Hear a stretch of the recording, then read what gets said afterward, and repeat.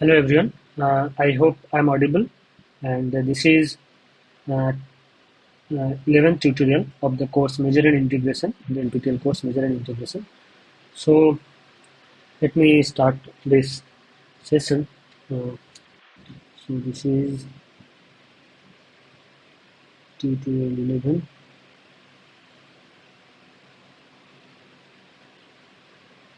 Measure and Integration.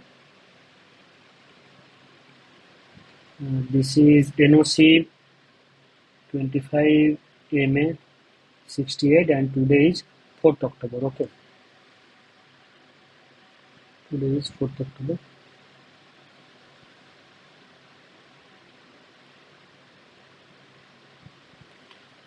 So um, in today's discussion, we'll mostly solve some problems which is associated to the LP space, and what is LP space and what is um,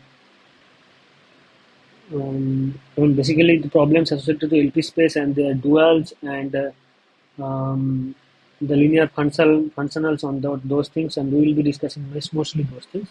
So let's start LP space. So what is LP space?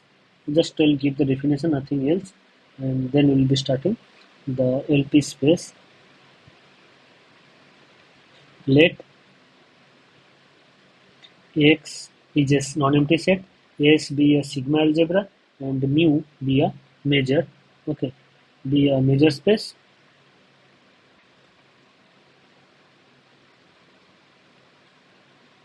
Measure space. Let f from x to r be a real valued function, be a measurable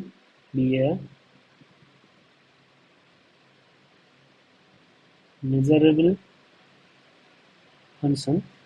Okay, let 1 less than p less than infinity, p is just a real number with this condition. Then we define norm of fp is equals to integration over x mod of fp d mu whole to the power 1 by p. Okay, and we say that f is integrable. We say that f is p integrable if um, in norm of fp is finite, or equivalently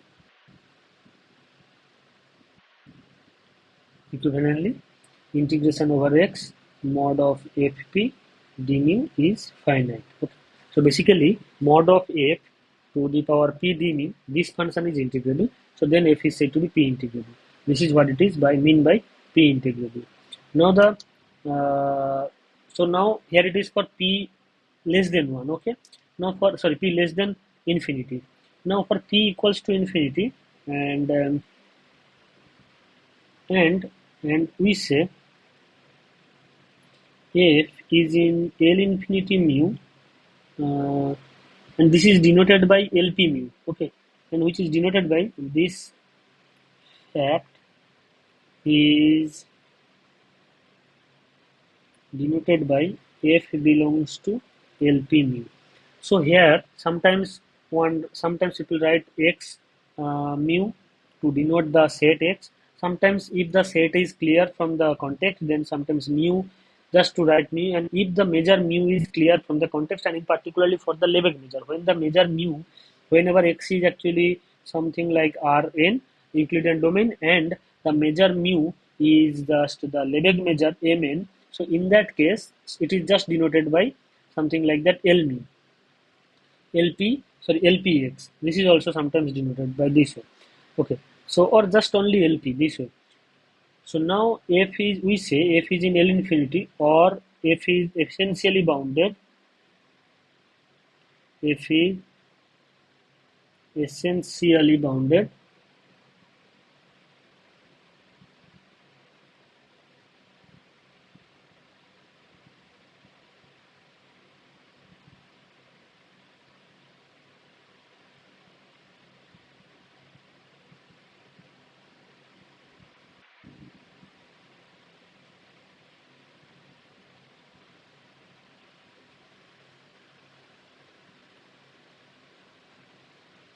bounded if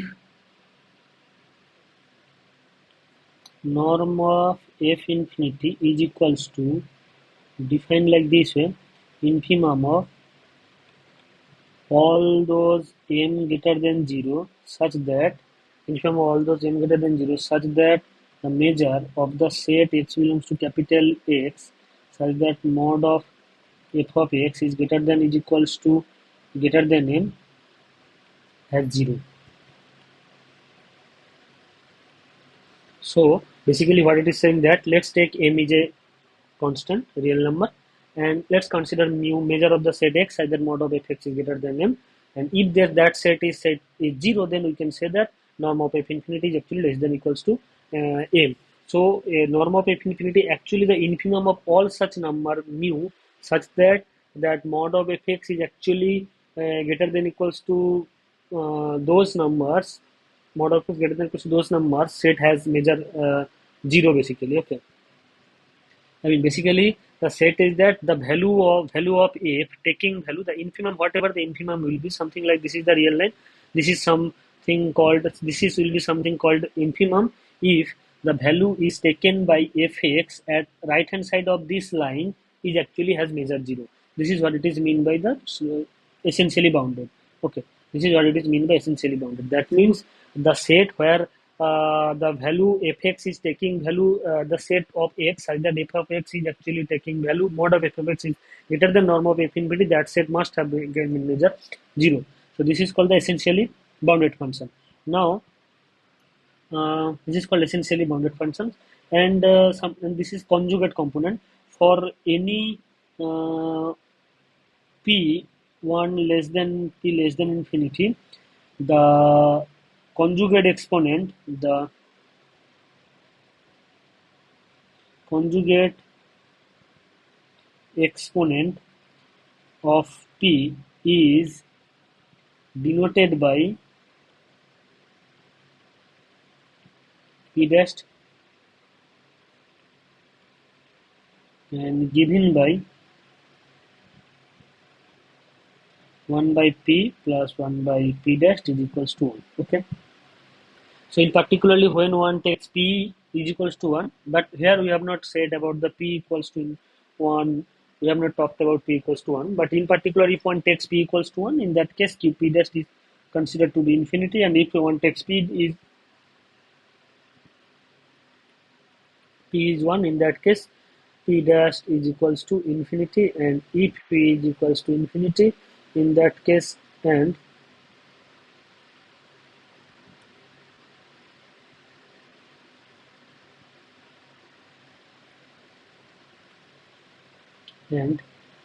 p is equals to infinity, that implies p dash is equals to 1. So this is the conjugacy relation, and there is one important relation, that is a to the power 1 by p, b to the power 1 by p less than equals to 1 by a by b p plus b by p dash. Those things are not limited. Okay, so this is the, so what we have said, what is LP and what is L infinity, then why they are said to be space, because they forms a vector space. More, not only the vector space, they with this will give a norm, so they will form a norm linear space. Okay, so moreover, this norm linear space will be complete. These things are known. So one result I can write here actually, which will be need, which we may need at each place. So that's why I'm writing. So I'm writing completely this LPX mu are Banach space, non-linear space, non-linear space, and second is that they are complete. That means they are Banach space.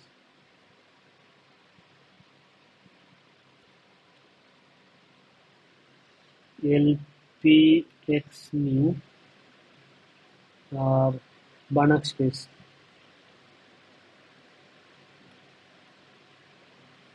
That is complete. That is every Cauchy sequence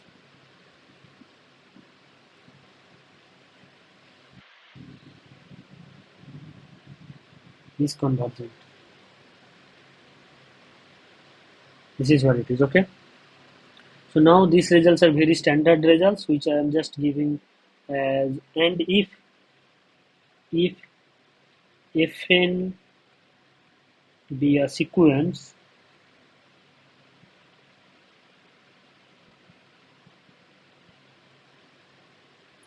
of functions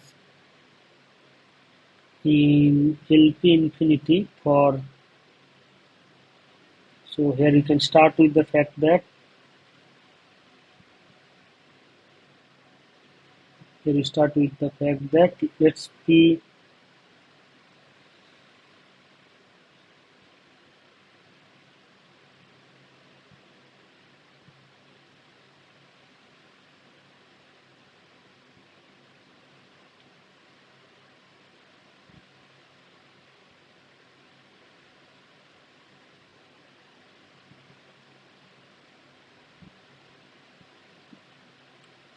okay, so here you can say, well, let 1 less than p less than infinity, then if fn be a sequence of function in L infinity such that norm of fn minus f such that mm,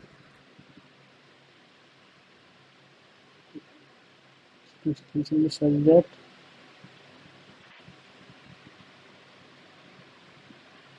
function f such that norm of fn minus f in the norm p converges to 0 as n tends to infinity. This is called the convergence in LP for some f is in LP infinity. That means this is a convergence sequence in LP. Then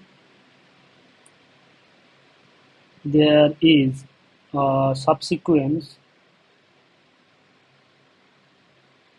fnk in the indexing of k such that fnk converges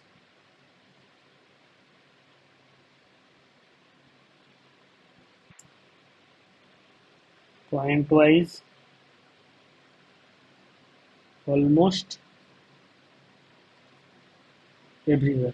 This is what it is, one of the result. Okay, so this is all. So now we'll be doing some problem. So let's start with a problem, and whatever result is needed, that result I will be mention that time. I'll be mentioning that time and try to solve those problems. Okay, so let's problem number one. Problem number one. What it says: let x s mu be a measure space.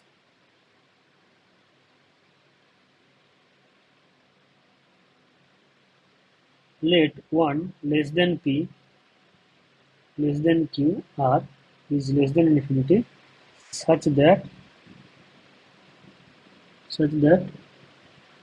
1 by p plus 1 by q is equals to 1 by r. This is given. Okay, this is the fact given. Second fact is that this is the fact given. Now the first question is that if f is a function in LP mu and g is a function in LQ mu,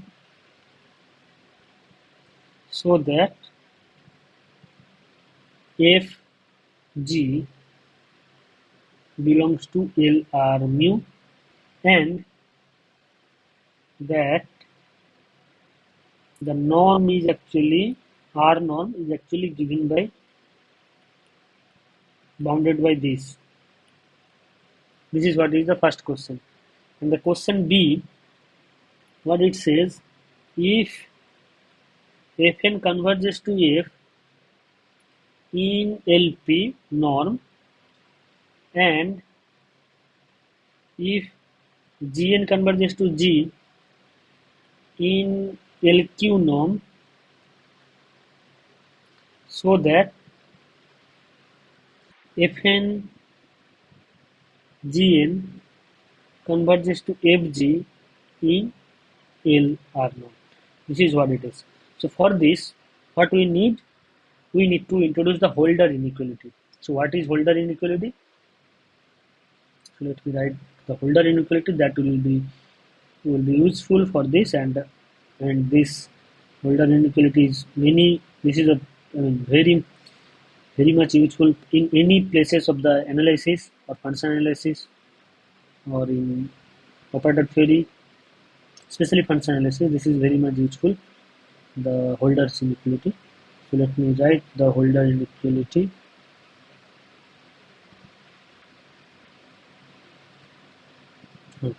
So Holder's inequality.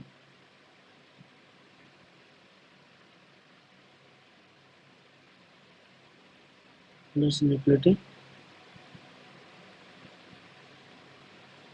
What it says, let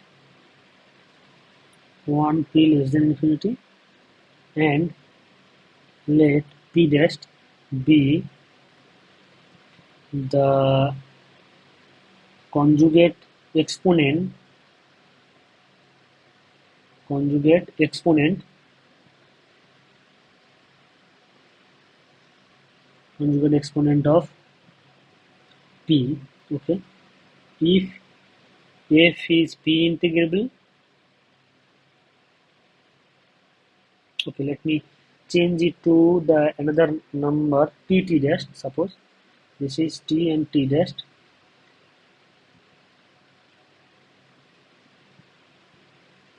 So if this is t integrable and g is t dash integrable, then integration over x f g d mu is less than or equals to norm of fp, norm of ft, norm of g t dash. So basically this is equals to integration over x mod of ft d mu whole to the power 1 by t product integration over x mod of gt dash d mu whole to the power 1 by t dash. So basically any this fact will be decomposed like this way. So this is what it is called Holder's inequality. So we will be using Holder's inequality, but before that, what it is given that in our case, it is given that in our case it is given that what is given 1 by p plus 1 by q is equals to r.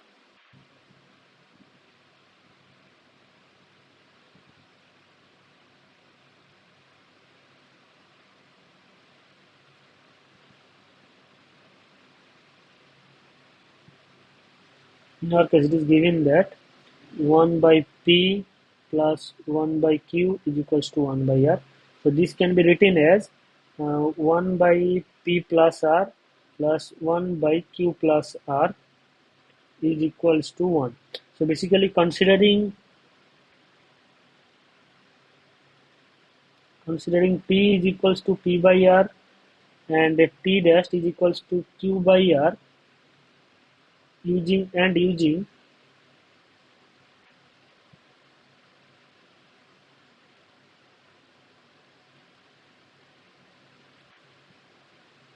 Holder's inequality, we get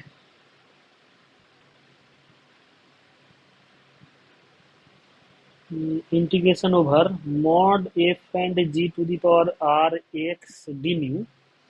This one can be written as integration over x mod of fr dot mod of gr d mu. This can be written in terms of the Holder's inequality, that mod of fr whole to the power t whole to the power 1 by t integration over x. Okay, so here is the one convention is that in the Holder's inequality, whenever p is equals to 1, in that case t dash has to be infinity. So in that case, t dash integrable means, in this case t dash integrable means that is essentially bounded. This is what it is. So with the convention that t dash, so we can write here, so we can write note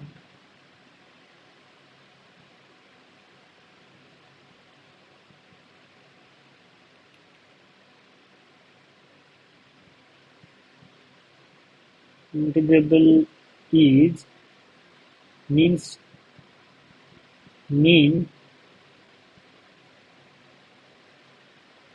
essentially bounded when t is equals to infinity. In that situation, sorry, when t t is equals to, yeah, t dash integrable means essentially bounded when t is equals to infinity. So in that case, only in that case we are talking about. So here it will be g mod r whole to the power t dash whole to the power 1 by t. B mu is always there, so I have to write it.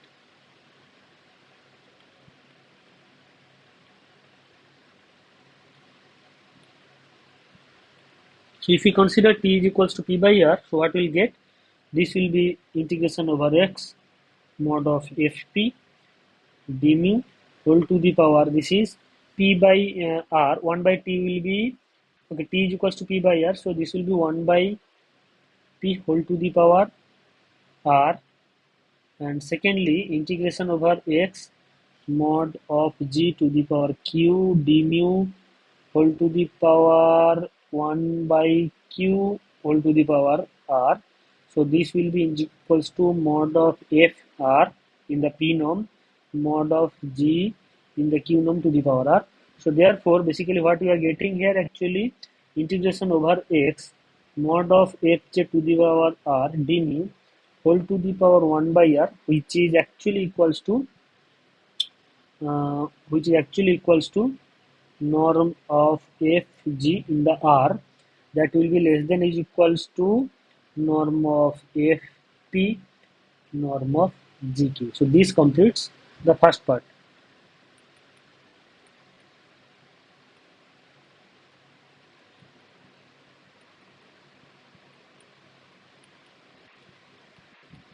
So, okay, now let's part b. What it says,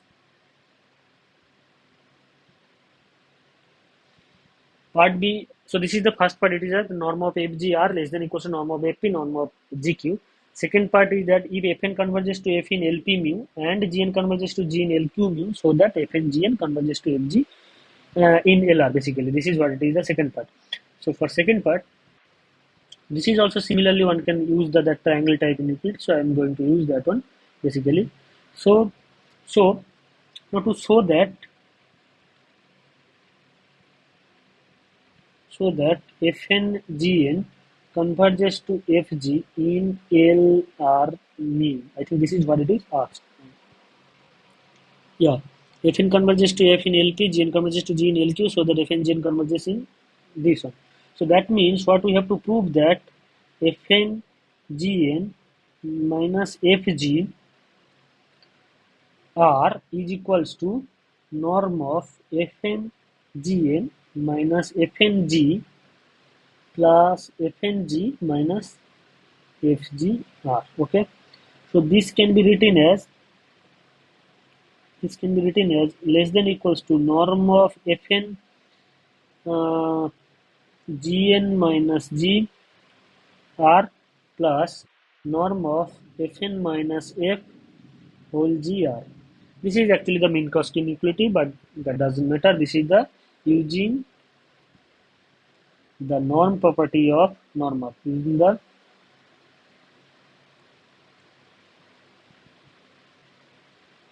norm property of this one. Okay. So now this will be less than is equals to what we have seen. Note that. So this will be less than equals to norm of Fn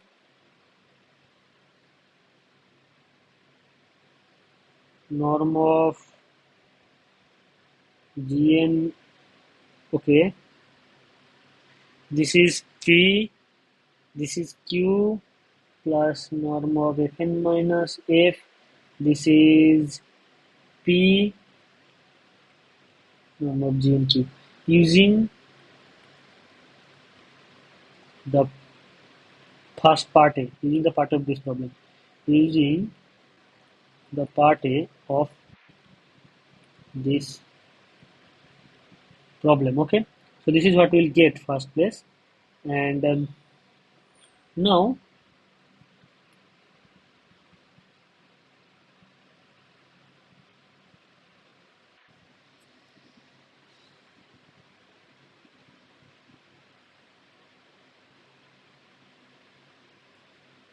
Now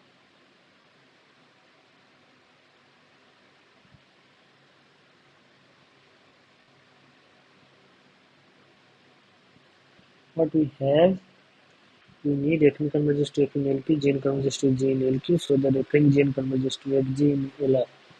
This is what it is, LR.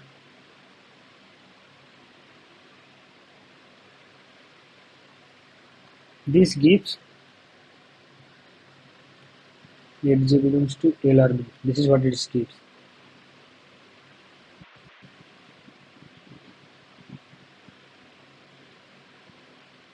Okay. So now it is clear that, so here I will using the fact, note that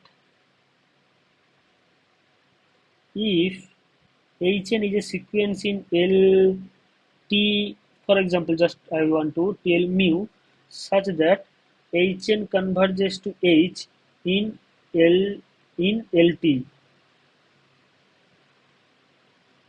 in LT mu, then norm of Hn in T norm converges to norm of Ht. That shows that norm of Hn is as a sequence is bounded. So there exists then there exists uh, positive real number m greater than 0. I mean basically separately for first fn and then gn. Okay, separately such that norm of fnp and the norm of gq, this is less than is equals to this m. So in particular, so that means this term will be less than is equals to m into norm of gn minus q plus m norm of fn minus f in p. So now, so this can be, now this is going to be 0 as n tends to infinity.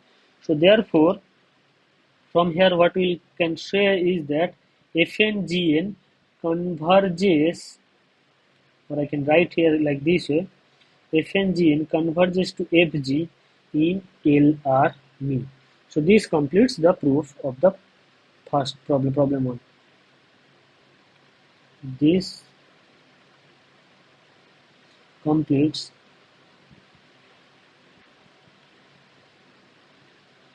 the proof of the problem.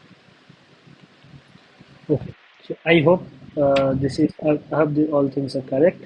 So now we will try to do another problem.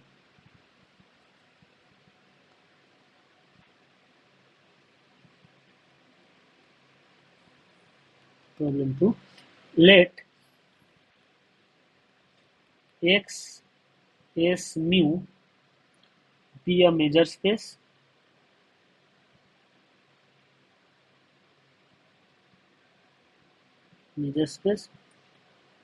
let 1 less than p less than infinity, this is the fixed thing, let fn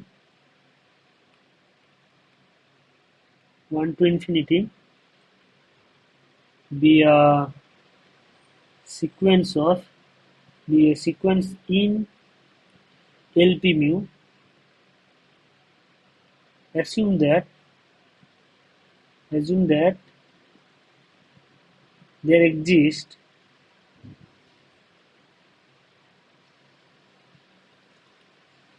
G belongs to LP mu such that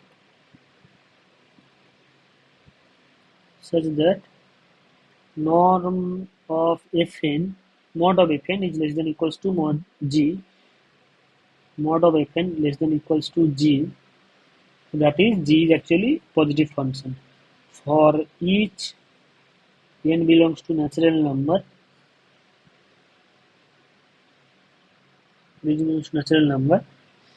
if Fn converges to F pointwise, so that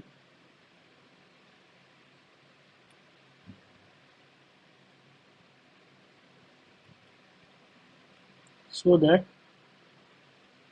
f belongs to LP mu and that Fn converges to F in LP mu. This is what is the question. So what the question says? Question says that Fn is a sequence of function which is bounded by an integrable function g, and if Fn converges to a pointer, so that f is in the function where it is converging, that will be LP integrable, and moreover the Fn and f converges in LP norm. Okay. So here where one notes that as mod of Fn is less than equals to mod g,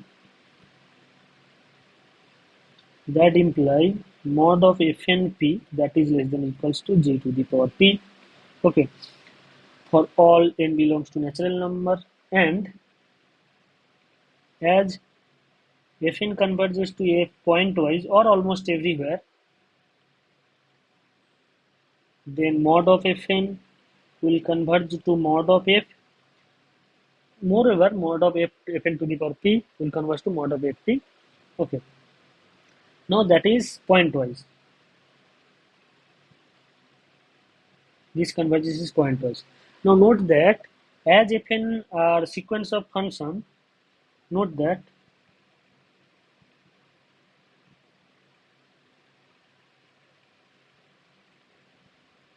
the sequence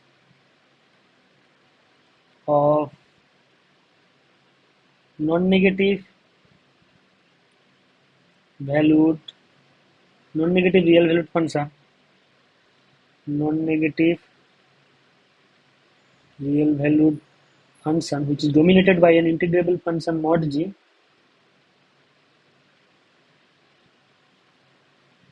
non-negative real valued measurable function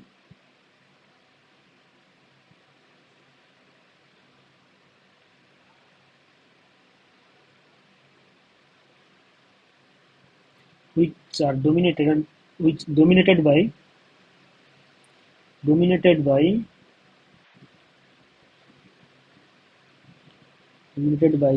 integrable function mod g, integrable function g to the power p, then one can use dominated convergence theorem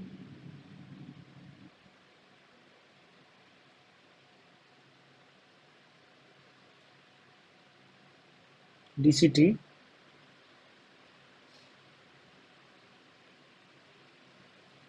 and we obtain and consequently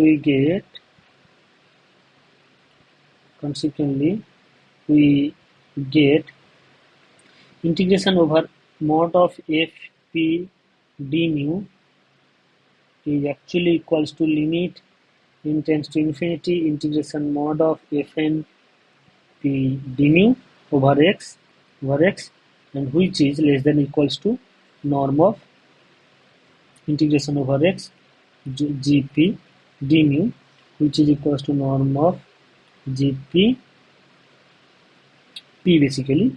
So that says norm of fpp that is less than is equals to norm of gp, which is definitely finite because g is integrable, it is given. That says f is in LP mu. Okay, and the second, this gives the first thing, and also I think one can say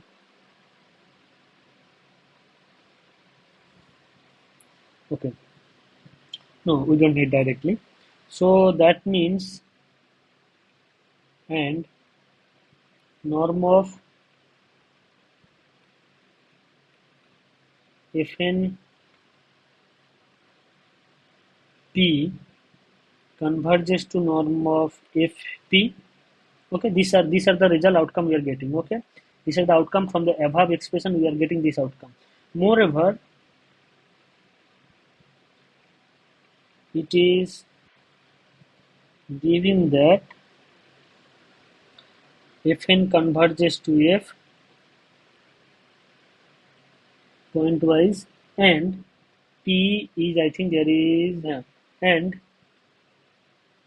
1 less than p less than infinity, then norm of fn minus fp converges to 0 as n tends to infinity. That is, fn converges to f in p. And this uses this last argument this last argument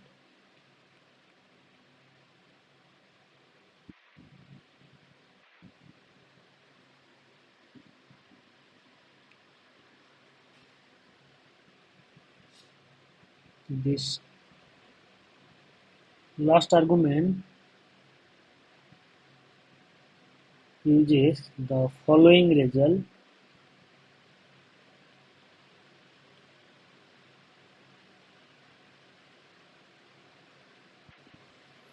What is that? I think that is proposition or theorem. What is the name it is given?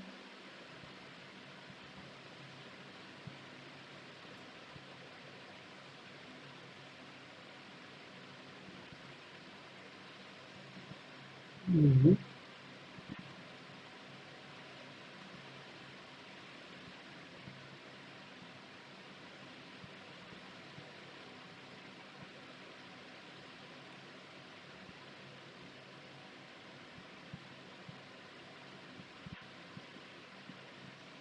Yeah. That is theorem. What it says, let 1 less than p less than infinity, let fn n equals to 1 to infinity be a sequence in LP mu, okay, converging pointwise or almost everywhere, converging pointwise, okay, almost everywhere where to a function f, and that is also in LP mu obviously, then fn converges to f in LP mu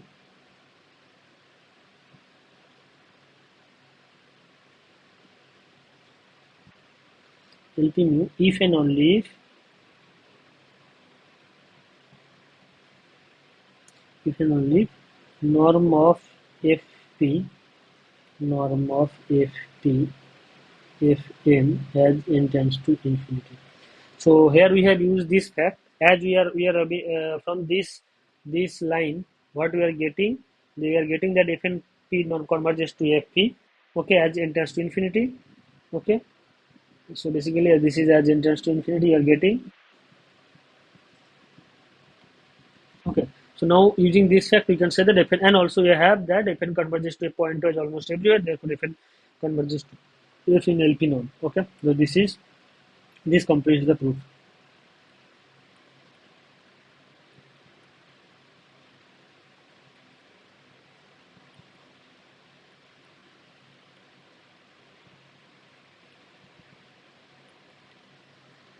Okay. So now let's try to do another problem.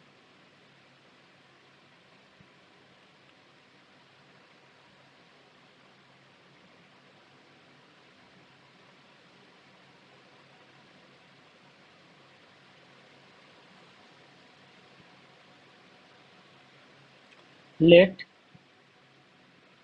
X is mu be a measure space.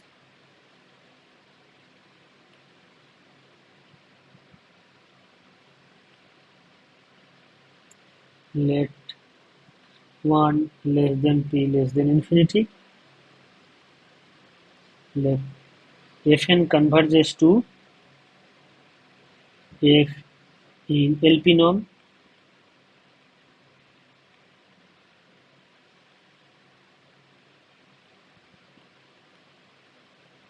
Let Gn be a sequence of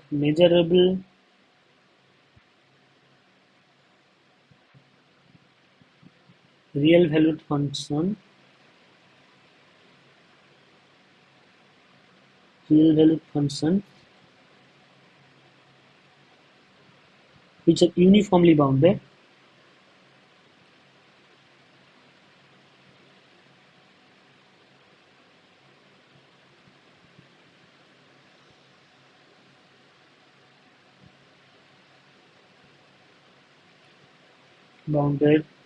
by m greater than 0, and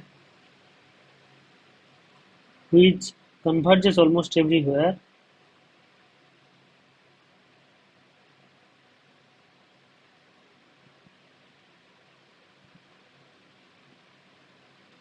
everywhere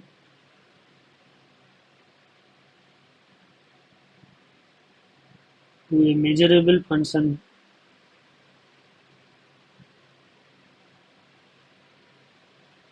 g on x, so that fn converges to fg, so that fngn converges to fg in this LP node. Okay, this is the question. So what it says, fn is a function which is already given, and that is converges. Fn is a function that is given and that converges in LP node to the function f, and f is also in the LP space, and gn is a function which converges pointwise, I think, which converges almost everywhere to a measurable function g, but the consequence gn is actually uniformly bounded. So the question is to show that f and gn converges to fg in LP node. This is what we have to show. Okay.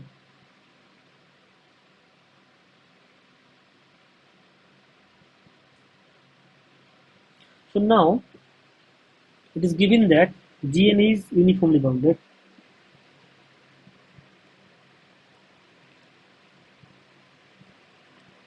It is given that gn is uniformly bounded, then we must have then mod of then bounded by m, that is also given, I think, bounded by m, that is mod of gnx, that is less than equals to m for all n belongs to natural number, and for all x belongs to capital X, and this can be almost everywhere, that is also true. I mean, almost everywhere, for almost every x belongs to capital X, mod of gnx less than equals to m. So this will be the what is called the uniformly bounded in this case. Okay, I mean, instead of this uniformly bounded, we can assume that uniformly bounded almost everywhere basically. Okay, so we have this one. So now we have to prove this fact. So basically we need to check what we need to check mod of what we need to check that norm of fn minus gn. So fn gn minus fg mod whole to the power p integration over x d mu. We have to show that this is finite. This is tends to 0 as n tends to infinity. This is what we have to prove. So this can be written as integration over x mod of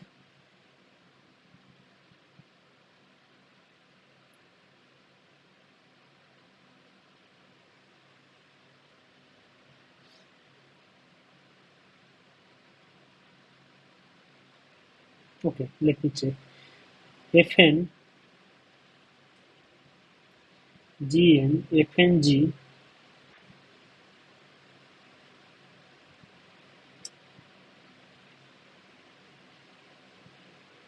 fg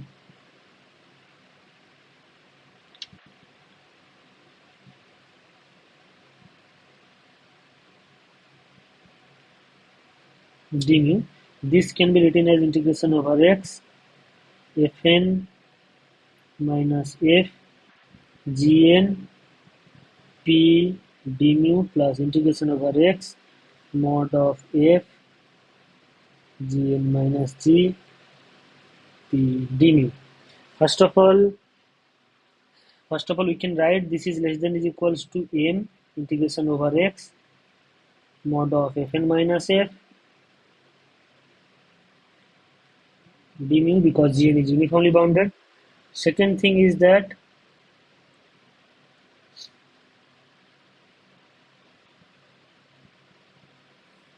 okay, this will be I think m to the power p. Yeah, this will be m to the power p.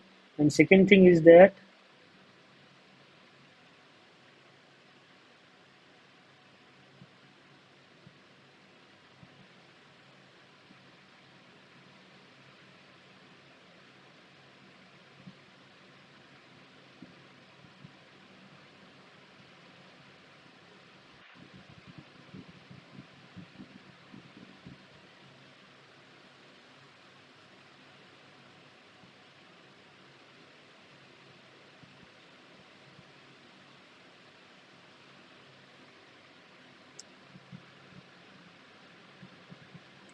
gn converges pointwise to the function g, and norm of gn.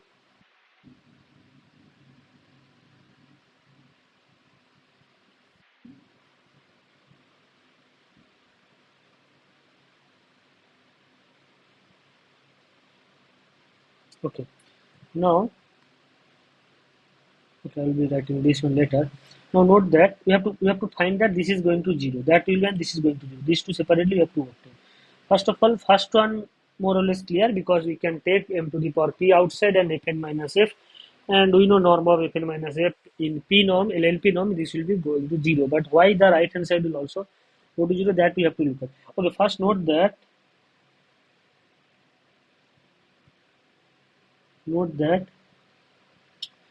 fn gn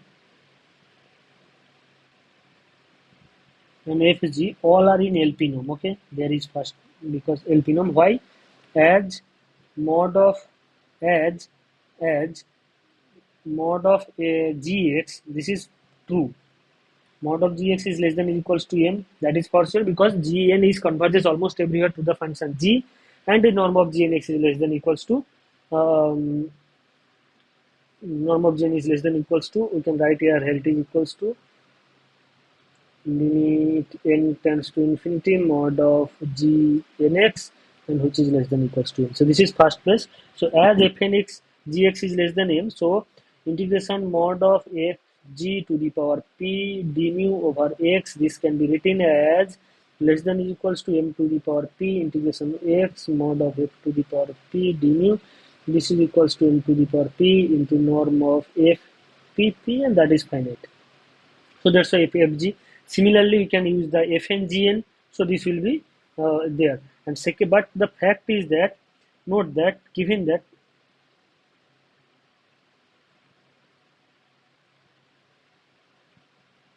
GP, this converges to 0 pointwise. Okay,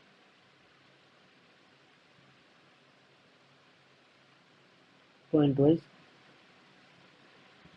and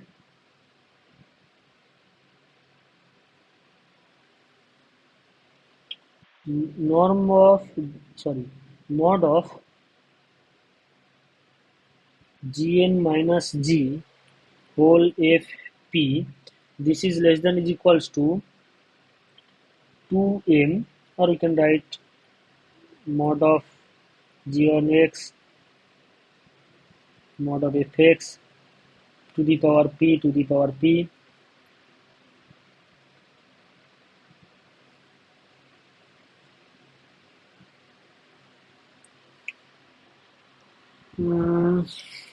This will be a little tricky.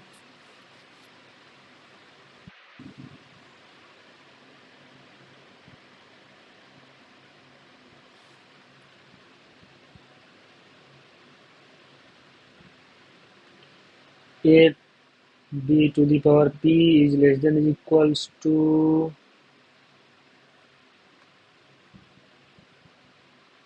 p. This is a plus b whole p. This is less than or equals to a to the power b, b to the power p. Is it correct?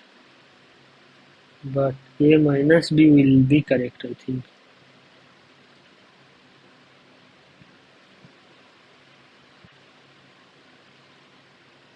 Okay, okay, let me change it completely. This one is equals to mod of gn minus gp mod of fp. Okay, this is less than is equals to 2m whole to the power p into mod of fp. These are function. This is the function pointwise. This is pointwise. Okay, so that says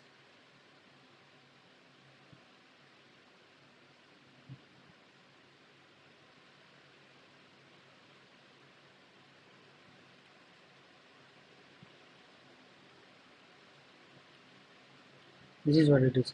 So that says then by using dominated convergence theorem,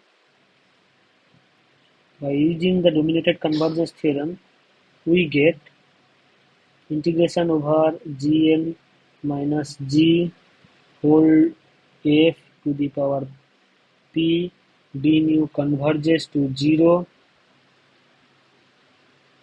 as n tends to infinity. This is the dominated convergence theorem. Using the dominated convergence theorem, basically, yeah, this is what it is. Because this is the series converges pointwise to 0. Okay, so we get this. So says that that says that integration over x mod of fn minus fgp d mu, this is less than is equals to integration over x m to the power p mod of fn minus f to the power p d mu plus integration over uh, plus integration over this gn minus g whole f mod q d mu. This is going to be 0 as n tends to infinity. This says that fn converges to fg in LP norm. Okay, so this completes the proof now. This completes the solution of the problem.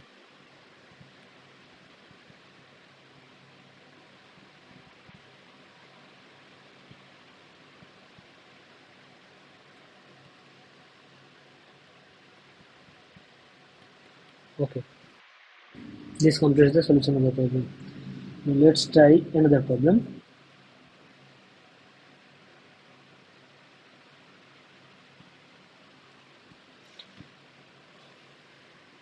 Problem 4. What it says, let x s mu be a measure space. Okay, and let 1 less than p less than infinity. Let f from x cross y to r be such that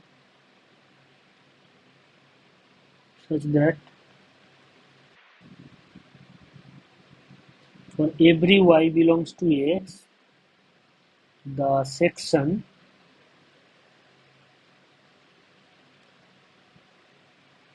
fy, fy at the point x is fxy. This is the section is p integrable,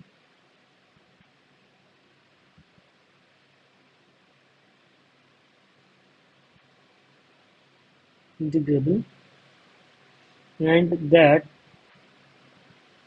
integration over x norm of fy in the p norm d mu at the point y is finite, define for x belongs to capital X, gx is equals to integration over x mod of fxy d mu y. Okay, so that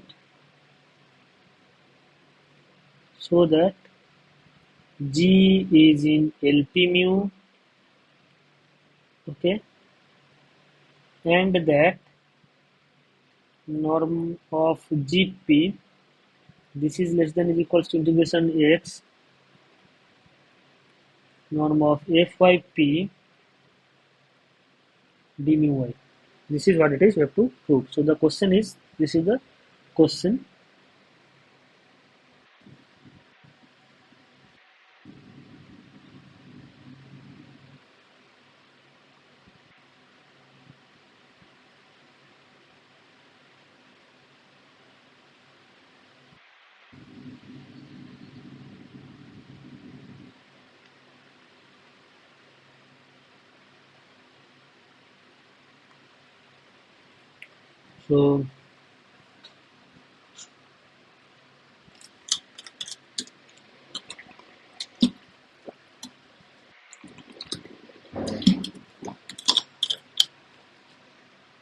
So here we need one more thing.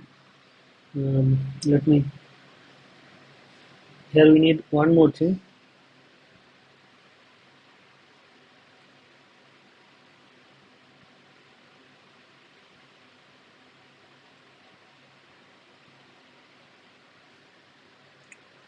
So I think we need the sigma finiteness of the measure. So let me check once. Yeah, let be a sigma finite measure.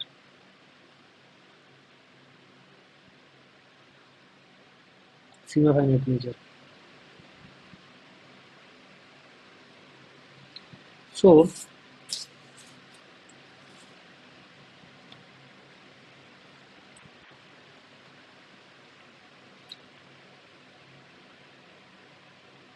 recall that fy at the point x is equals to f of xy. This is what it is given. Okay, and fy is p integrable, that is also given. Gx is defined like this way. Now I have to prove. Let p dash be the conjugate exponent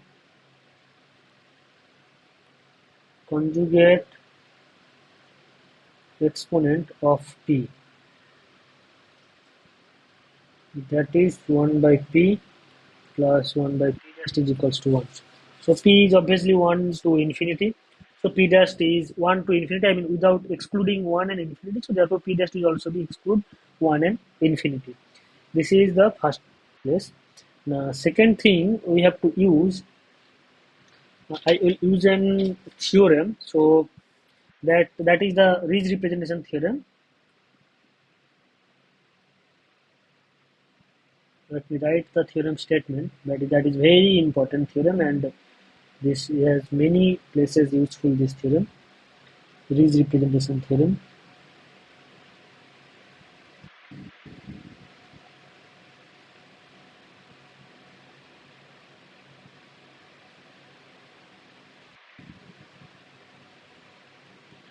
Riesz representation theorem. What it says, let x s mu be a sigma finite measure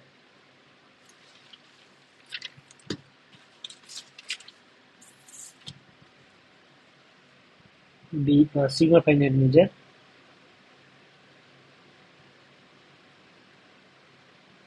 sigma finite measure. Let 1 less than p less than infinity. Let t be a continuous linear functional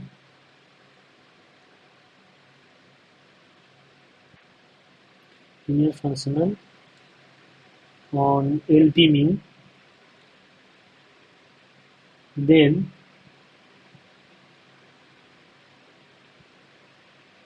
there exists a unique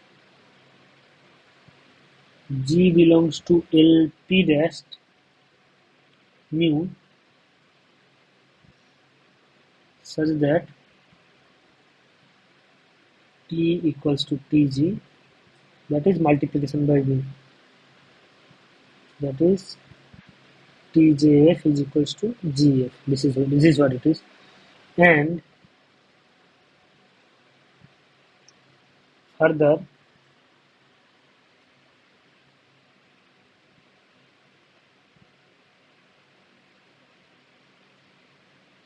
sorry, this is not the correct one. TJF at the point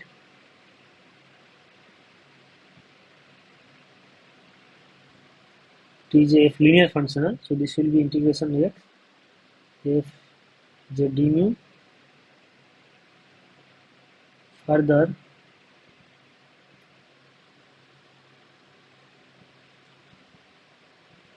the norm of the operator t is equals to L p dash norm and conjugate norm, and further norm of t is equals to norm of gp dash. Okay, this is what it is.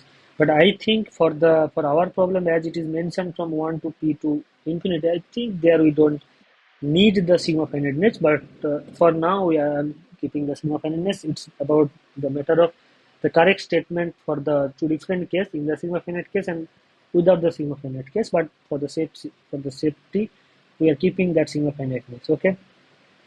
So now we'll be using this theorem. Basically, we'll be using place of this theorem. So what it is says that, note that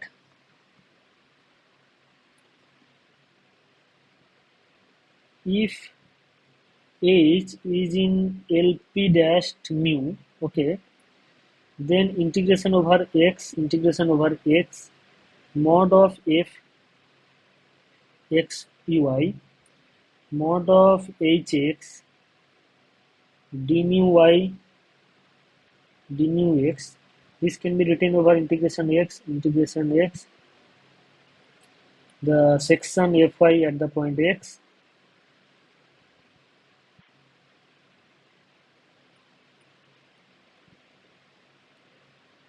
mod of hx d mu x d mu y. So this can be written as over integration over x. This can be written as fy p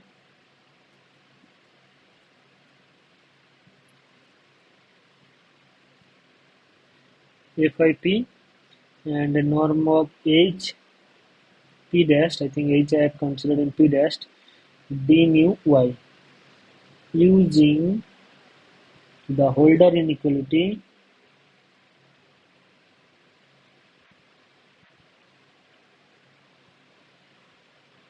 that is integration over x f mu x which x d mu x is less than or equal to norm of fy is in p and half of h in p dash. Here is also given that fy is in p. Basically, this is also given that fy is p integrable. This fact I have used. So this fact I have used, and according to our assumption, h is in LP dash. So therefore, we can use this theorem. Okay, this is what it is. So this is finite. Basically, this is finite. So therefore,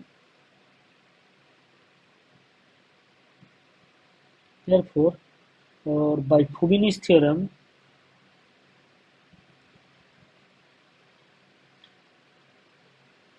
one can interchange the integration, but by Fubini's theorem, one can interchange the integration. But one more fact one can say that for every fixed, for every fixed, almost every x, the function is integrable.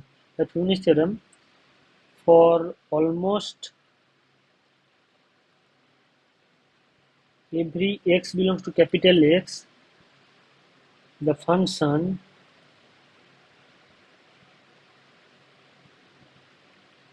integration over hx fxy d mu y is well defined,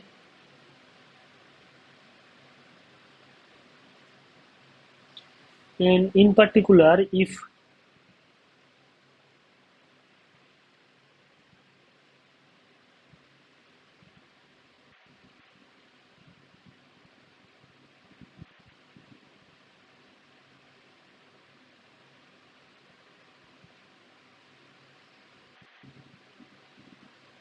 well defined and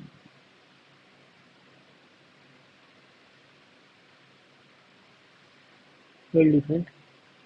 This is well defined, this one can say, but what we can say the function how the g is defined, gx equals to, and in particular the function gx goes to gx, in particular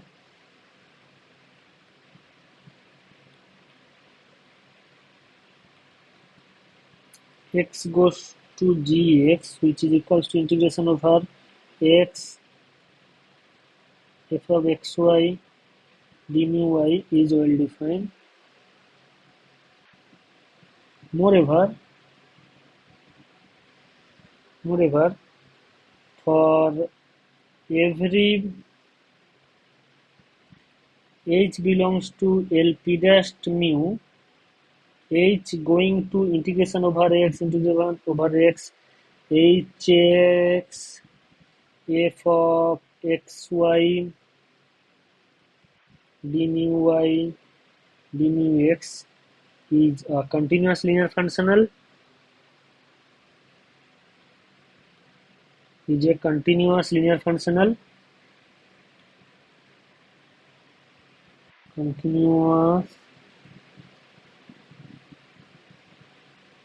linear functional as norm of th is less than or equals to norm of h p dash integration over x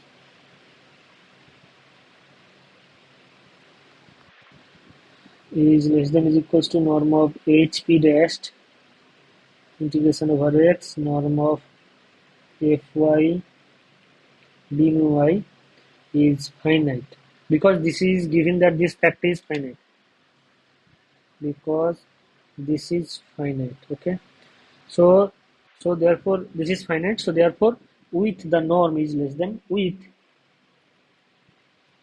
norm of t is less than is equals to integration x mod of fy d mu y. Okay, but the fact is that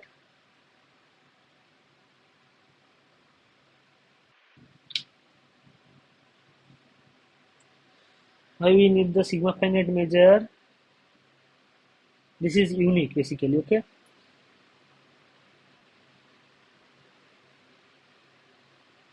so therefore the function, therefore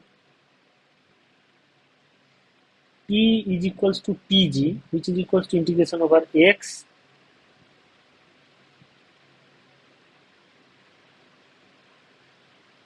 as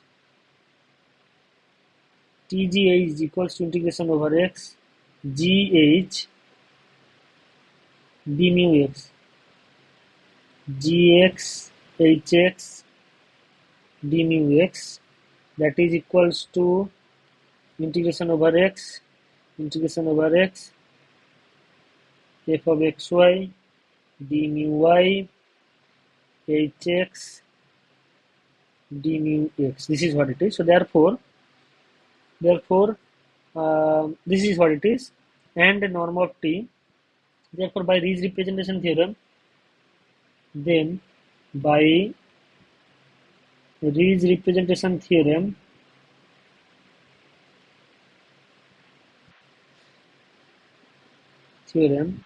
g must be inside the function as g must be inside the function LP mu.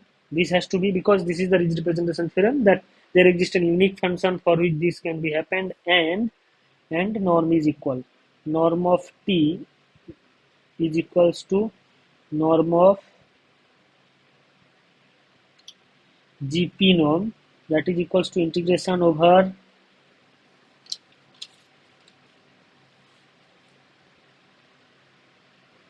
what is the question? Question was, I think question was the norm of gp, yeah, that is equals to norm of gp, and that by definition we are getting that, but that we are getting already, we are getting that this is less than or equals to norm of fy d mu y. This is what we are getting here. Okay, so t has to be, so this representation is using to show that t is actually tg. where g is the function defined, the g is the function given here. Okay, g is the function defined by this way. So this is what it is showing. Okay,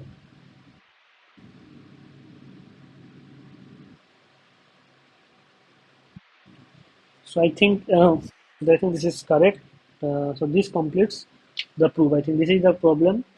This is the statement of the problem. G is in LP mu and G norm of GP is less than or equals to. So this completes the solution of the problem.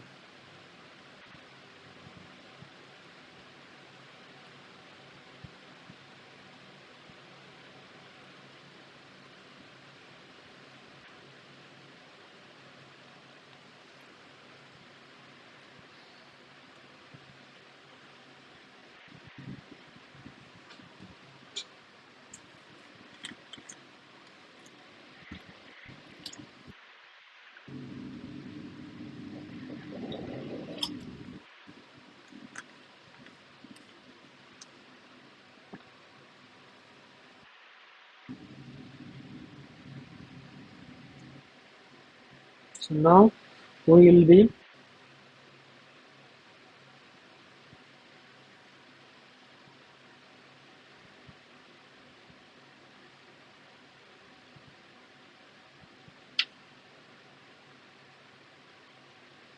okay.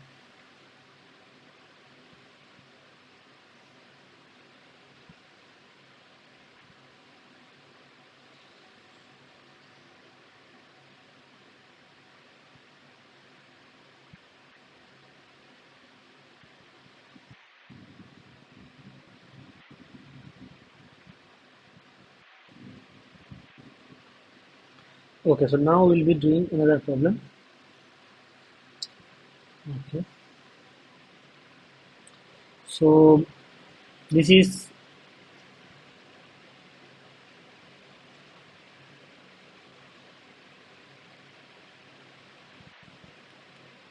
what it says. Let h from 0 infinity to r be a bounded and Lebesgue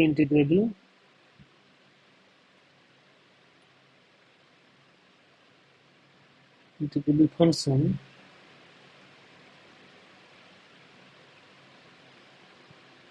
such that limit c tends to infinity 1 by c integration 0 to c h dm1 is equals to 0. Here dm1 is the Lebesgue measure on real line. Then first prove that let CD be a closed interval inside 0 to infinite open interval, and let f is actually the characteristics function over the interval CD, so that limit w tends to infinity integration over 0 to infinite open interval f of t h of wt dm1t is equals to 0. So this is what we have to prove. Okay. So this is the first, and we'll be writing whatever is needed that at that point. So first place, what we have to obtain, we have to prove that infinity, whenever w goes to infinity, we have to prove that this one ft is the characteristics function. We have to keep in mind that. So this can be written integration over closed interval c to d. So this will turns out to be h wt, okay, dm1t, as f is actually the characteristics function over the interval c to d, right? So now this can be written as integration 0 to d h wt dm1t minus integration 0 to c h wt dm1t. Now if we do the change of variable formula, change of variable from wt to u, change of variable just change of variable. Wt is going to be replaced by some x basically. For example, one can give x. So this will turns out to be 0 to Wd h. Okay. So h at the point x dm1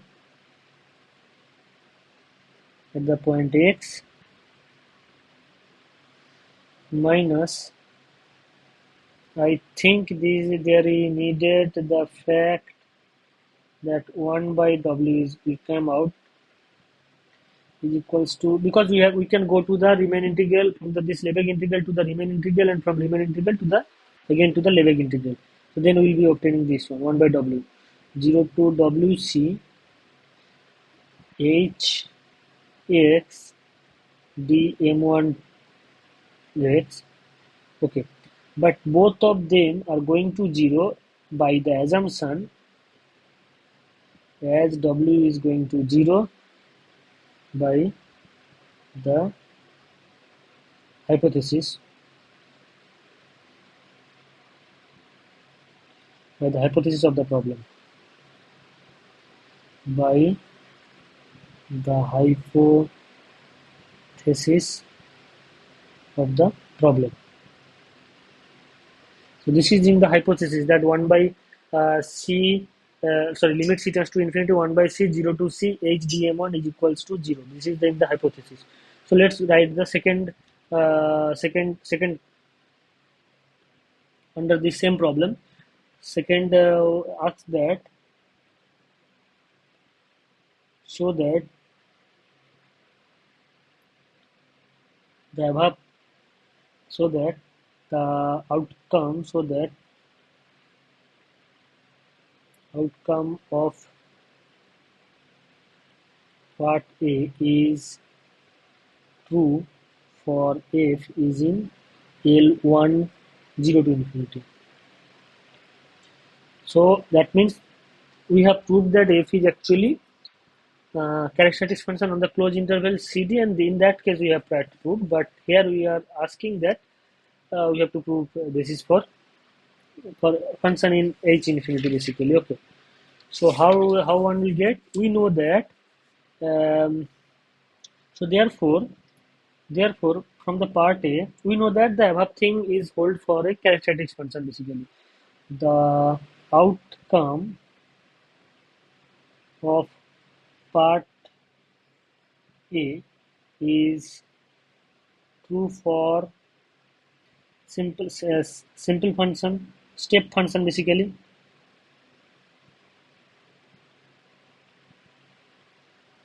Okay, this is the step functions,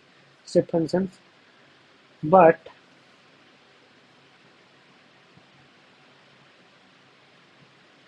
step functions are dense in compactly supported in L1 norm, LP norm, where 1 less than p less than infinity. Let me check I'm saying correctly. Yeah, this is correct. Yeah, this is correct. Yeah, this is obviously correct. This is what it is called, the continuous function with compact support.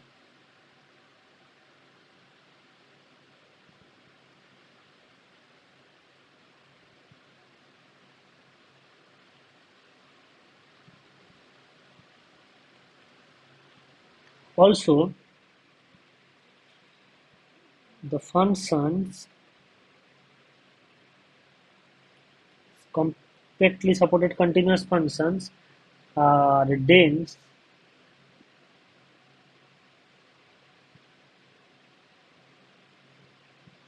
in LP mu in the LP norm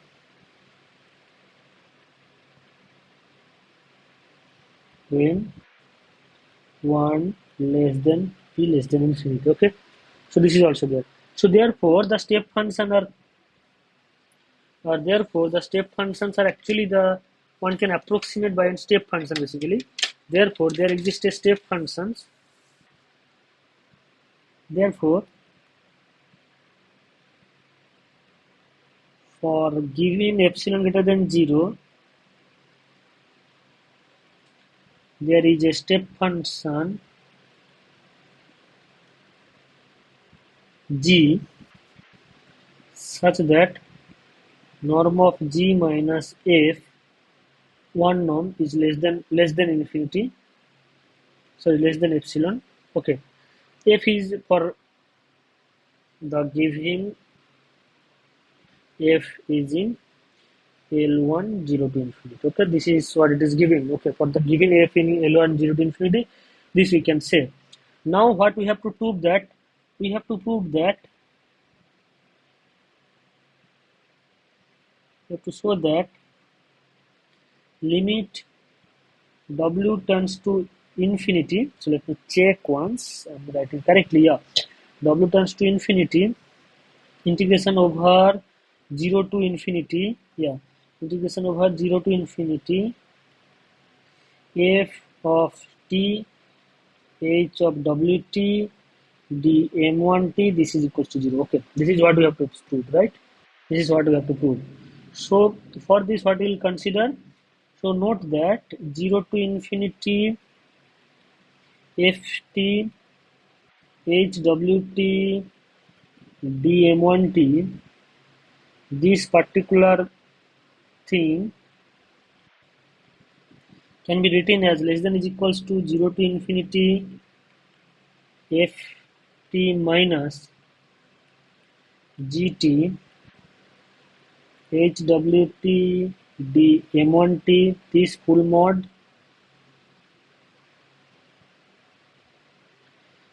plus 0 to infinity this full mod over gt hwt dm1t. Note that whenever w goes to 0, this thing has to go to 0 because g is the simple function, and we have proved the last theorem, last part A of this theorem, the problem, that the result is true for whenever characteristic function and simple function are just the finite linear combination of characteristic functions. So therefore, this has to be true. So we know that this is going to 0. Know that the second part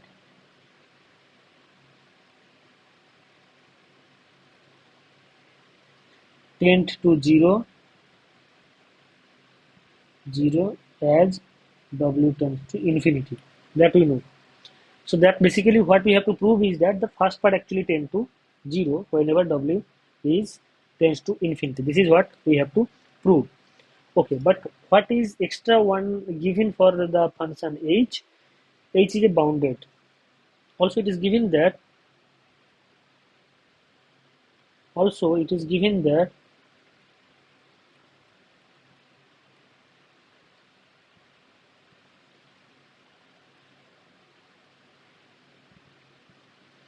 bounded, that is mod of hx greater than 0 for all x, almost everywhere basically. This one, I mean, there it is the x actually the 0 one basically for all x 0 to infinity. This is what it is.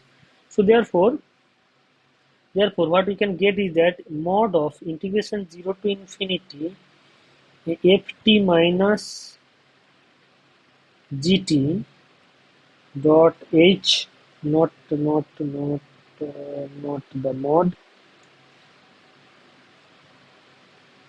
this one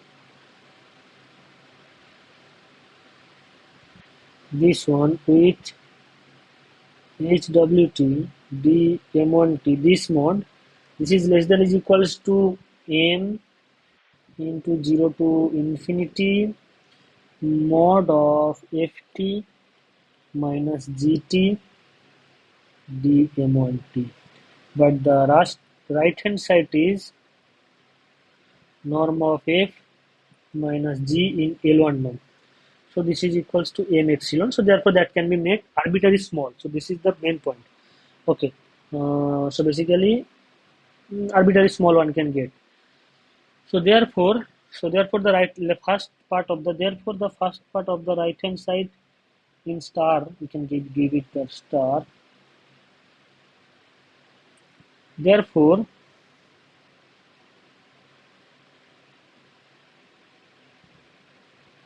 the first part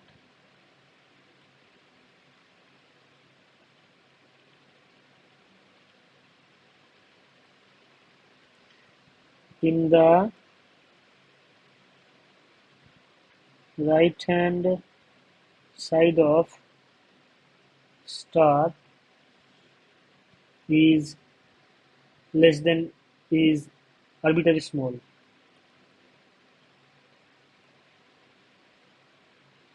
That says, therefore, limit w tends to infinity 0 integration over 0 to infinity ft hwt t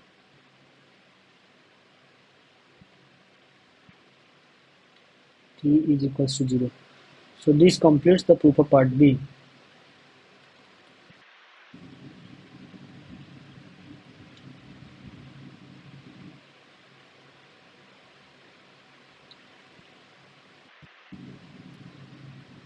This completes the solution of part B. So let's go to the part C. What it says,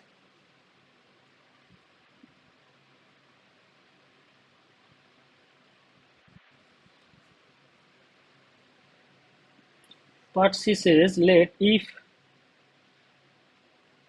is in L1 A to B for some where AB is subset of 0 to infinity, that means AB can be 0 to infinity itself, open interval, okay, so that limit n tends to infinity integration A to B ft cos nt dm1t is equals to 0 is equals to limit n tends to infinity integration A to B ft sin nt dm1t. Okay, this is what we have to prove.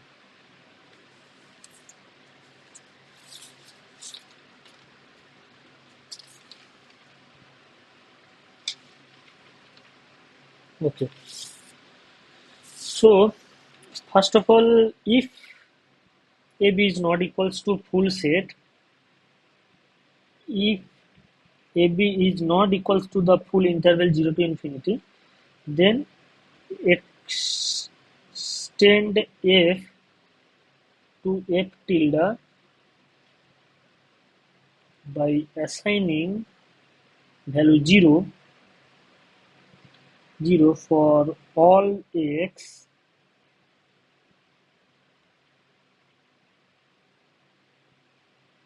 outside the interval AB but inside the interval 0 to infinity. So then, as f is in L1 of the interval AB, that will show that f tilde is in actually L1 of the interval 0 to infinity. Moreover, actually one can write actually f tilde is actually characteristic function over the interval AB, open interval AB and f. This is what it is. Nothing. Sorry, I think it is reverse. So f tilde f is equals to characteristic function. Characteristic function of AB.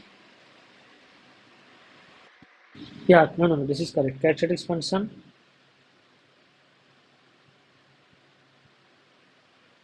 Yeah, this is correct. So now let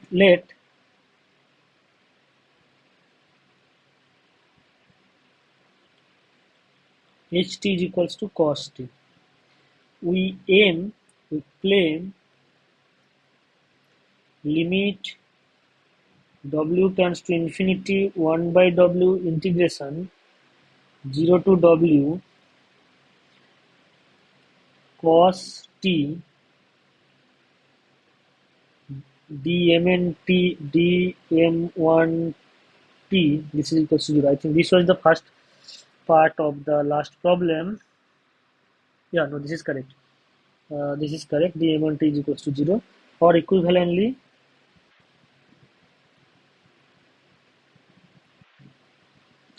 limit w tends to infinity 1 by w integration 0 to w cos t dt is equals to 0.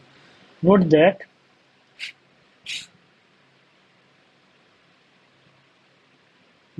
mod of 1 by w integration 0 to w cos t dt, this is less than or equals to 1 by w. We are in the basically sin t cos t sin t, and that will be 0 to w. This is mod, and this is equals to sin w minus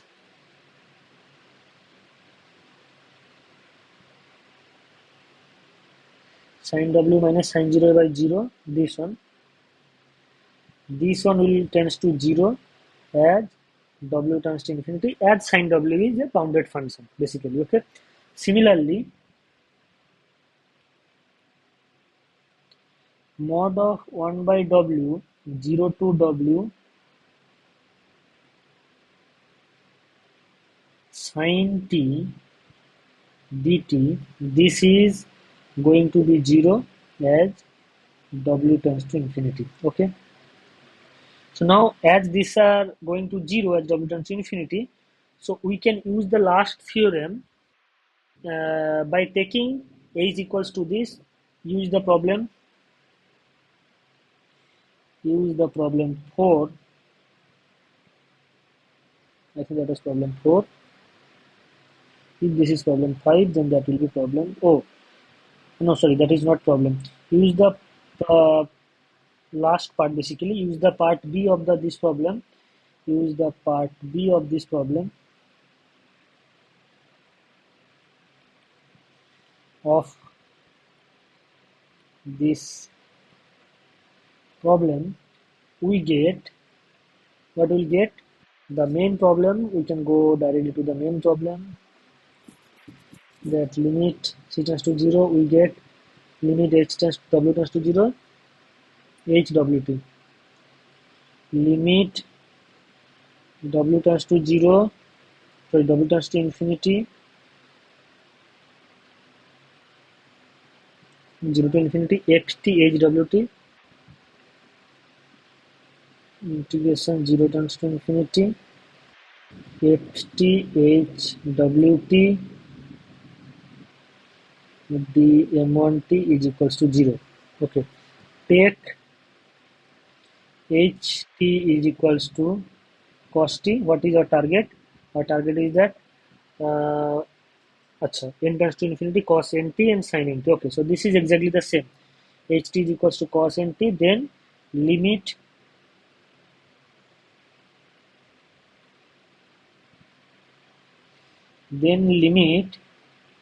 n tends to infinity 0 to infinity ft f tilde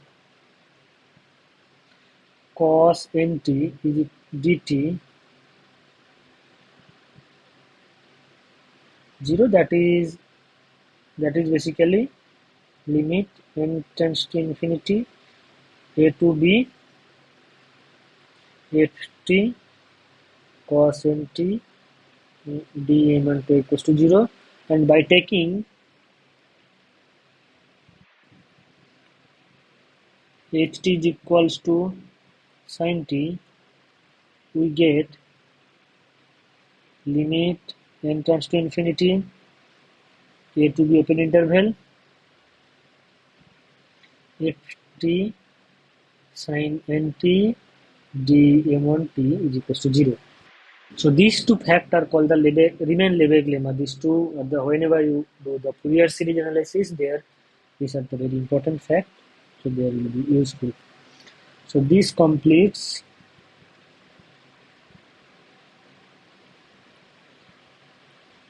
the solution of the problem. Okay. Now we will be trying to do another problem. So let's try to find another problem.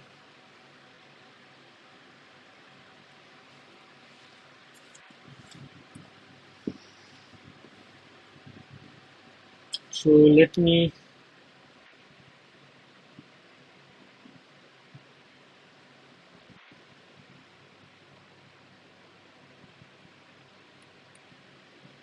so that the spaces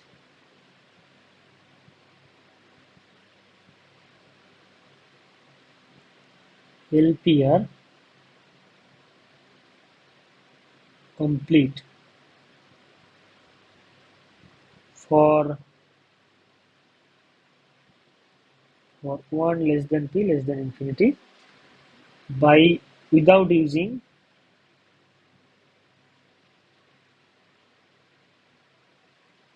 without using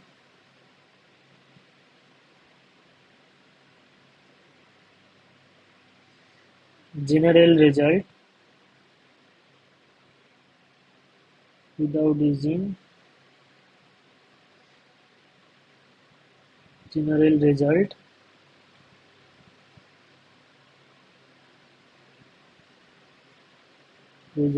of LP mu on a sigma finite measure space.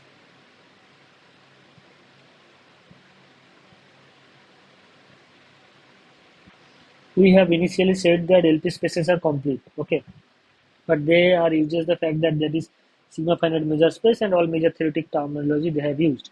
But here we are trying to do this completeness without using any major theoretic terminology, but basically without using major theoretic terminology.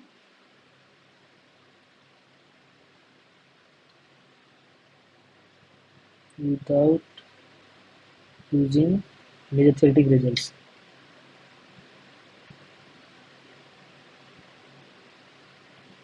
Theoretic results. Here, for p from 1 to infinity, LP is equals to collection of all fun sequence xn is the collection of all sequence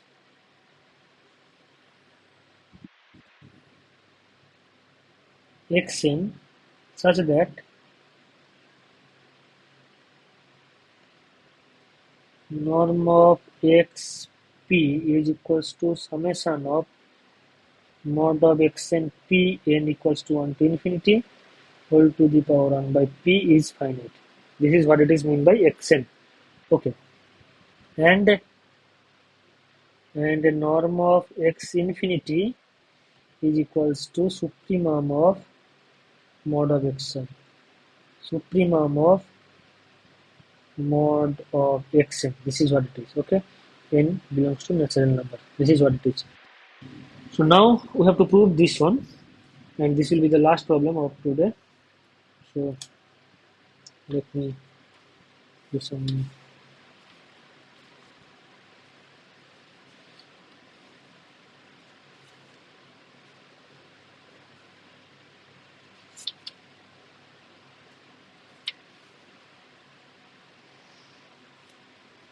Okay.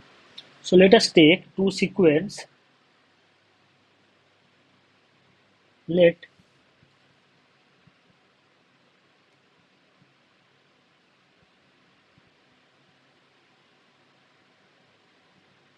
we will be denoting let xn. First, let's take p is 1 to infinity basically. Let 1 less than p less than infinity. Okay. And xn be a sequence in LP, very small np. So basically each of the term is a sequence. So that is every term is itself is a sequence. That is every xn itself is a sequence. Itself is a sequence.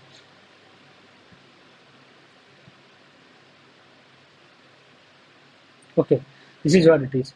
And let to show the completeness, to show the completeness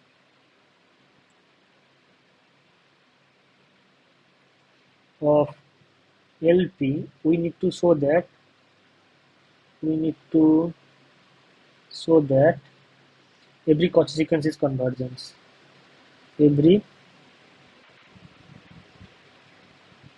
Cauchy sequence Xn is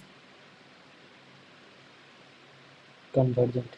So that means that convergent to somewhere, convergent in LP basically. So that means that must converge to somewhere inside the element LP. LP basically. We have to find a point where the sequences converges, but convergence has to be in LP. This is what it is. So first of all, as Xn is a Cauchy sequence in LP norm, then for any given epsilon greater than 0, there exists a natural number n naught such that norm of xn minus xn p norm is less than epsilon for all n greater than or equals to, for all m and n greater than or equals to n naught. So, but this is actually, one can write, this is actually equals to summation of I equals to 1 to infinity or k equals to 1 to infinity, I will denote it k, such that xkn minus xkm mod to the power p whole to the power 1 by p is less than epsilon. That says that summation of k is equals to 1 to infinity xk to the power n, xk to the power n, this p is less than epsilon to the power p. Okay, but that implies mod of xk to the power n, xk to the power n is less than is equals to this for all k belongs to natural number. Therefore,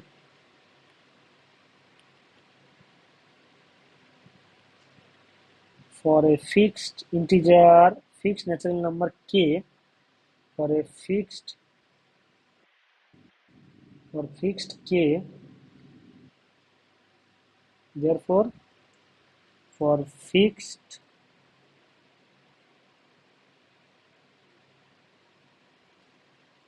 k belongs to the natural number x nk with the indexing in n belongs to natural number is a Cauchy sequence. Okay,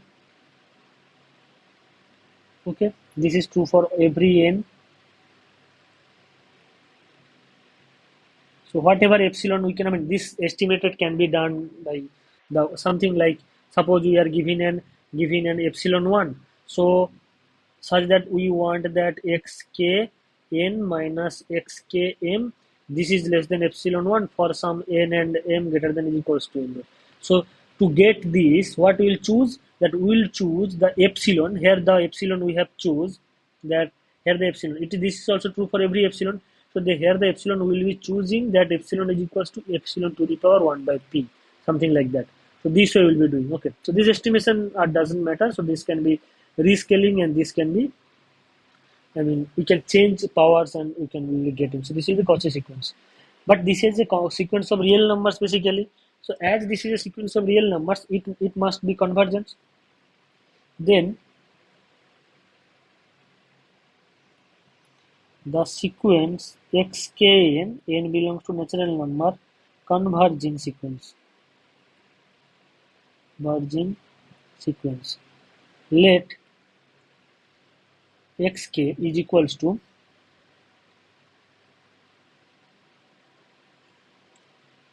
limit n tends to infinity xnk. Okay, this is what we are defining. So this way we will be getting.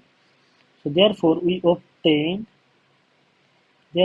get a sequence xt. Now first claim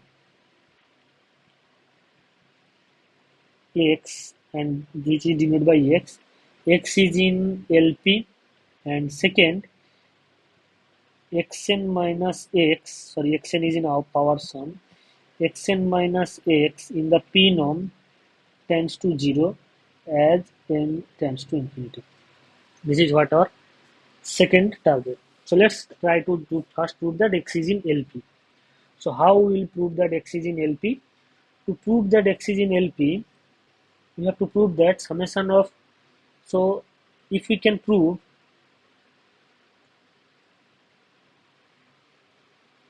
okay, so let's start with here it is. So norm of xn minus x, so basically you can write it here, summation of k equals to 1 to infinity mod of xnk minus x k whole to the power p,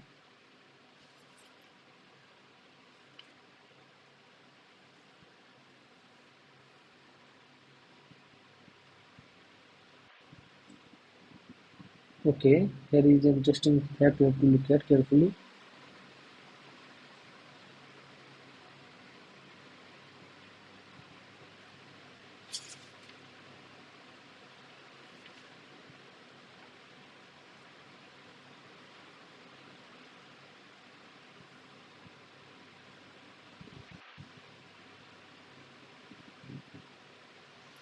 Now note that for any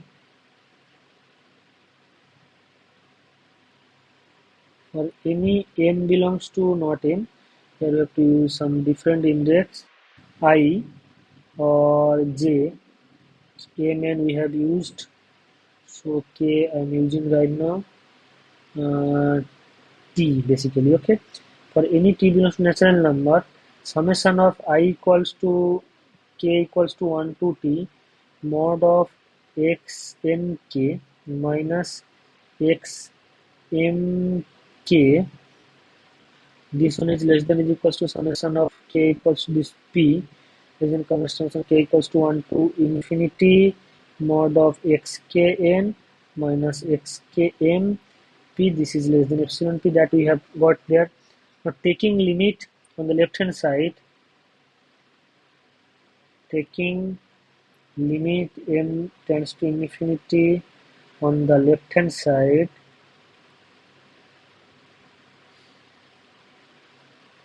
we get,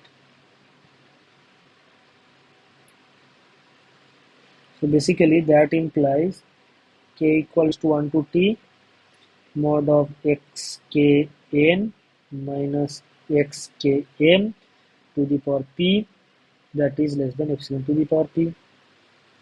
Take m tends to infinity, take m tends to infinity on the above equation, on the above inequality, we get summation of k equals to 1 to t mod of xk n minus xk p. This is less than epsilon to the power p, and that is less than equals to, basically because we are taking limits, so this strictness may not maintain. Okay, so now taking n tends to infinity, and further taking for all t belongs to natural number, further taking t tends to infinity, we get further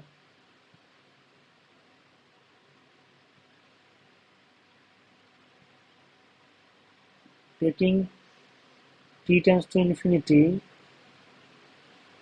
we get summation of k equals to 1 to infinity mod of xk to the power n xk to the power p. This is less than is equals to epsilon to the power p, and that says norm of xn minus x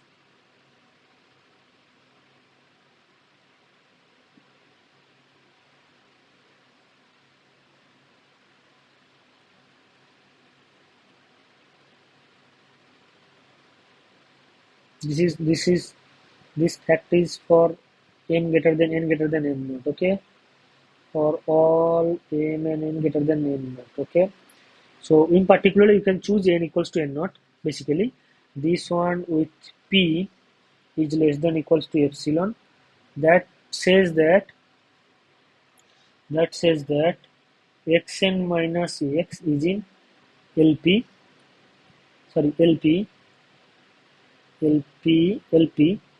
for when for n greater than is equals to n naught. This is what we are saying first of all. Okay, that implies xn minus x or xn minus x is equals to x is in LP, right? This element is initially from LP because this is the element. I mean, basically one can consider this small n by the capital N naught, then one will get. So this first claim proved. This is one claim proved. This is one claim settled. Now for the other claim is just very much easy. There you don't need anything else. That and and we get norm of xn minus xp is less than or equals to epsilon for all n belongs to natural number. So we can choose the epsilon 1, epsilon 2 as much small as much. So then ultimately we will be getting, and by a suitable change of epsilon positive real number, by a suitable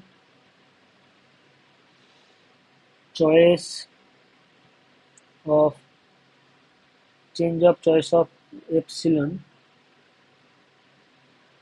change of choice of epsilon, we get that xn converges to x in LP now. Okay, this is what we are getting. So this completes the completer. Therefore, LP spaces are complete. LP spaces are complete where for 1 less than p less than infinity. Now we need to say, now we need to consider, now take p is equals to infinity, that is bounded sequence. Basically that is L infinity is collection of bounded sequence, collection of all bounded sequence. Okay, so let's take a bounded sequence. Okay, let xn let xn in natural number be a Cauchy sequence in L infinity. That is, for given epsilon greater than 0, for given epsilon greater than 0, there exists a natural number n belongs to natural number n such that supremum of n belongs to natural number n, norm of xn or k belongs to natural number n, basically k belongs to natural number n xk, not now, mod of xk minus xmk is less than epsilon for all m n greater than or equals to n naught. So therefore for fixed k, for any fixed k n belongs to natural number, mod of x and k minus xkn, this is less than epsilon for all n greater than or equals to 1. That says the sequence xkn is a Cauchy sequence, is a sequence of this.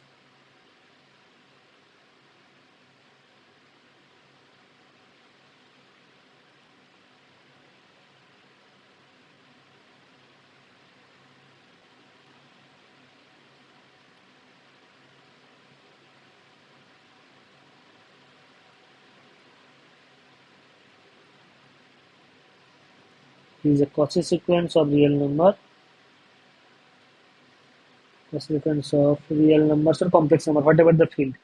I think this is real number, I think. Let me check once, just LP space, these are collection of sequence, but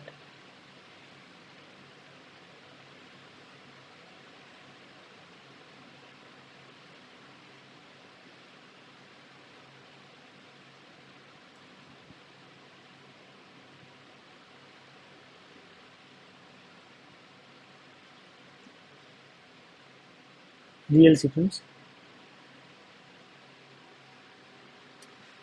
of real numbers, then limit, then it converges.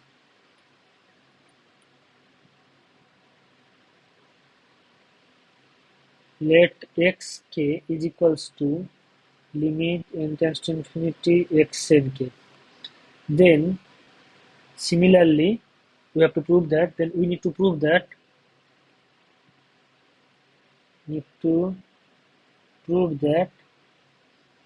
x is in L infinity and the norm of x minus xn minus x infinity tends to 0 as n tends to infinity. So similarly we can do that mod of xnk minus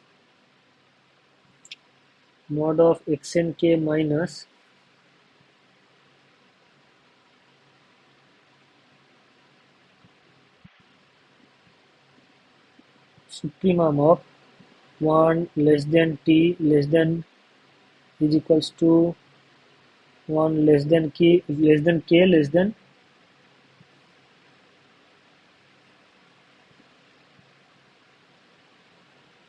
just a minute.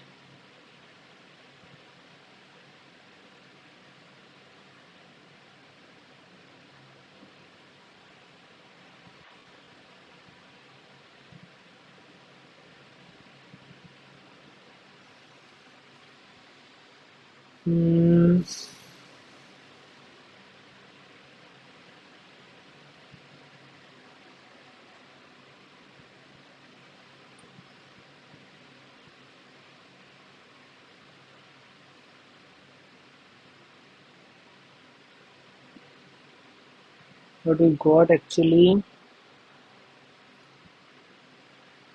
okay, so what we got actually as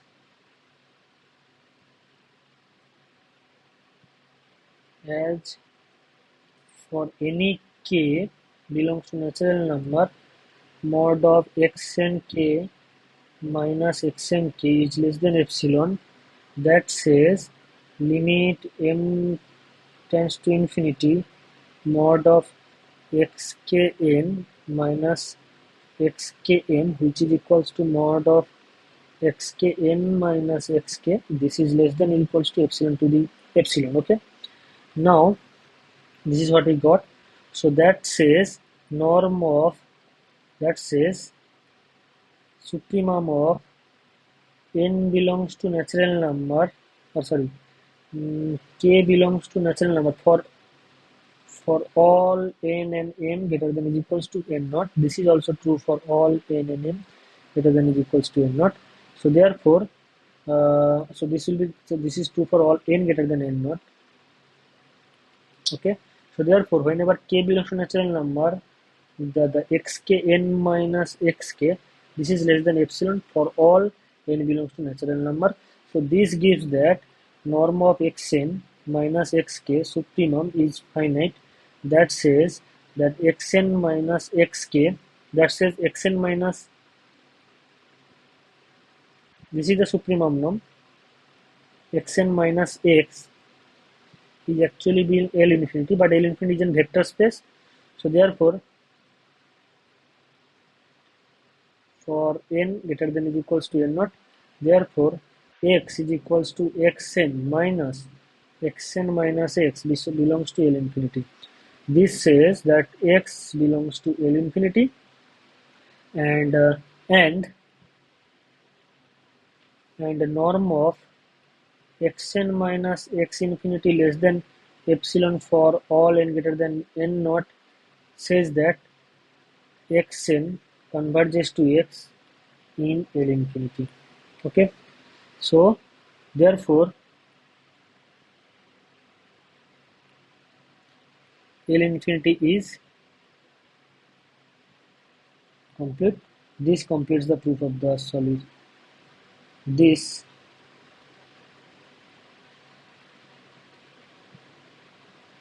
completes the solution of the problem.